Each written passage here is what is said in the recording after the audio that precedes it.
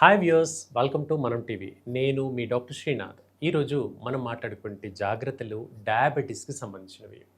చాలామందికి తెలుసు మధుమేహం లేదా డయాబెటీస్ ఎందుకు వస్తుంది, అలాగే వీటికి మందులు ఎలా వాడాలి, వీటి లక్షణాలు ఇవన్నీ తెలుసు. ఈరోజు మనం కొన్ని జాగ్రత్తలు, అలాగే నివారణ చర్యలు, చిన్నపాటి హోమ్ రెమెడీస్ తెలుసుకుందాం. ముఖ్యంగా ఒక వ్యక్తికి షుగర్ ఉందా లేదా అని ముందుగా డాక్టర్ గారి దగ్గరికి వెళ్ళి పరీక్ష చేయించుకోవాలి అంటే ముందుగా హెజిటేషన్కి గురవుతుంటారు. ఒక వ్యక్తి పాదాల మంటలు ఎక్కువ కాలంగా సఫర్ అవుతున్నారు. మనకందరికీ తెలిసిందే పాదాలు మండుతున్నాయి, బీ12 లోపం ఉండొచ్చు. సో వెంటనే మెడికల్ షాప్‌కి వెళ్ళిపోతాం. బీ12 మాత్రలు, న్యూరోకైన్ మాత్ర ఏదో తెచ్చి వేసుకుంటాం. ఓ 10 రోజులు వాడతాం. తగ్గట్లేదు. ఆగుతాం. డాక్టర్ గారిని కలవం. నెక్స్ట్ ఏంటి? ఇంకా ఎందుకు తగ్గట్లేదు? షూ మార్చి చూస్తాం. ఇలా చిన్న చిన్నవి మనం ఎంతకు చేసినప్పటికీ తగ్గకపోతే దానికి గల ప్రధానమైనటువంటి కారణం తెలుసుకోండి. షుగర్ శరీరంలో అదుపులో లేకపోతే పాదాల మంటలు ఎప్పటికీ తగ్గవు. ఇది ముందుగా వ్యక్తిగతంగా తెలుసుకోవాల్సినటువంటి అంశం.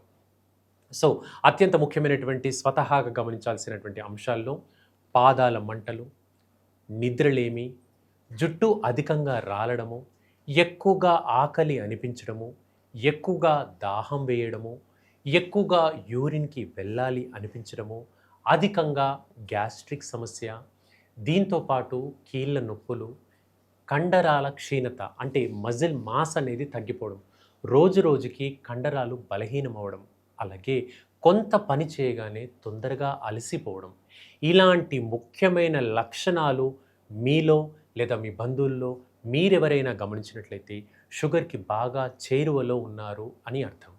ఇవి అత్యంత ముఖ్యమైన లక్షణాలండి. అలాగే ఏదైనా చిన్న గాయమైనప్పుడు అది తొందరగా మానట్లేదు అంటే కూడా షుగర్‌కి చేరువలో ఉండడం, లేదా అది అదుపులో లేదు అని తెలుసుకోండి. సో, ఇప్పుడు ఈ వ్యక్తికి షుగర్ ఉందా? లేదా? అని తెలుసుకునేందుకు ముఖ్యమైనటువంటి రక్త పరీక్ష హెచ్‌బీఏవన్‌సీ అనేటువంటి రక్త పరీక్ష ఉంటుంది. ఈ పరీక్ష ముఖ్య ఉద్దేశ్యం ఏంటో తెలుసా అండి? గత 3 నెలల్లో మన బాడీలో షుగర్ అదుపులో ఉందా? లేదా? అనేది తెలుసుకుంటున్నాం. తద్వారా అదుపులో ఉందనుకోండి రిపోర్ట్ నార్మల్‌గా వస్తుంది. అదుపులో లేదనుకోండి రిపోర్ట్ అబ్‌నార్మల్ వస్తుంది. మనం తీసుకోవాల్సినటువంటి జాగ్రత్తలేంటో చాలా క్లియర్‌గా ఆ పరీక్ష ఇండికేట్ చేస్తుంది. సో, చాలామంది చేసే పొరపాటు ఏంటంటే fasting sugar, post lunch sugar, ఇంకా కొలెస్ట్రాల్ పరీక్షలు ఇవేవేవో చేస్తుంటారు. అవన్నీ అక్కర్లే. హెచ్‌బీఏవన్‌సీ అనేటువంటి రక్త పరీక్ష ద్వారా షుగర్ ఏ స్థాయిలో ఉంది, జాగ్రత్తలేంటి అనేది మనం తెలుసుకోవచ్చు. ఇక ఈ లక్షణం ఉండేటువంటి వ్యక్తులు ఏంటి తీసుకోకూడదు? ముఖ్యంగా బోర్డర్ లైన్ డయాబెటిస్ ఉంది. అంటే ఉండాల్సిన షుగర్ లెవెల్ కంటే ఒక 2, 3 పాయింట్లు ఎక్కువగా ఉంది. ఇప్పుడు వెంటనే హైరాణ చెందిపోతాం. డయాబెటిస్ వచ్చేసిందని భయానికి లోనవుతాం. ఇవన్నీ కూడా ఒక వారం, 10 రోజులు ఉంటుంది. తర్వాత మళ్ళీ యథావిధిగా మారిపోతాం. ఇలా చేయొద్దండి ఎప్పుడు.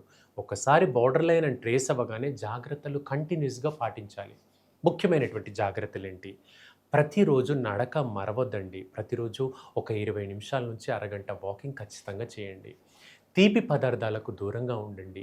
దుంప కూరలకు దూరంగా ఉండండి. అలాగే కొబ్బరి నీళ్ళు, అరటిపండు వీటి వల్ల కూడా షుగర్ లెవెల్స్ పెరుగుతూ ఉంటాయి. కాబట్టి వీటికి దూరంగా ఉండండి.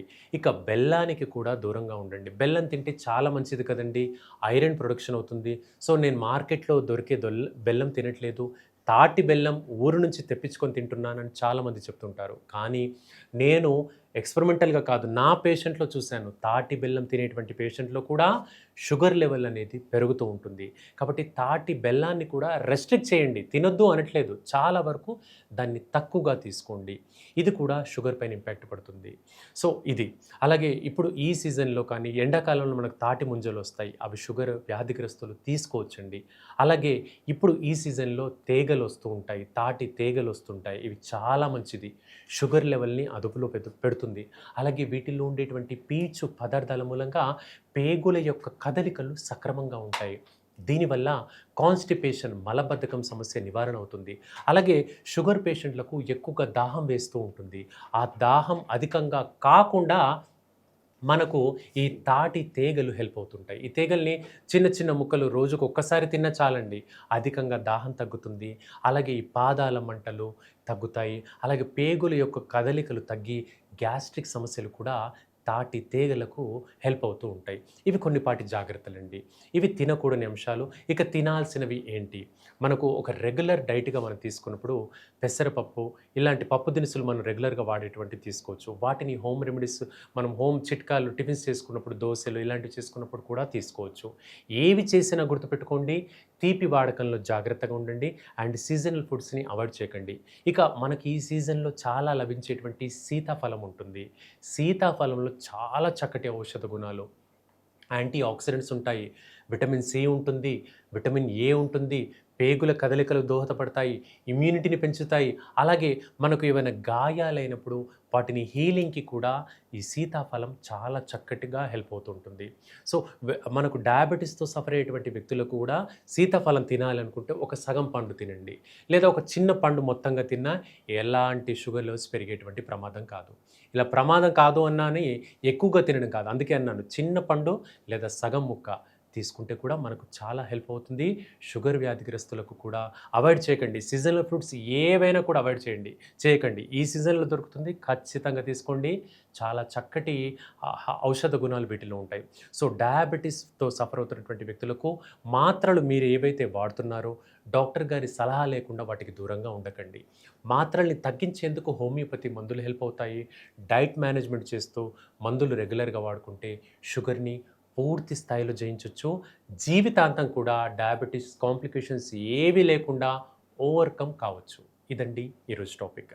రేపు ఇంకొక మంచి టాపిక్‌తో ఇక్కడే కలుసుకుందాం. కీప్ వాచింగ్ మనం TV. Thank you for watching.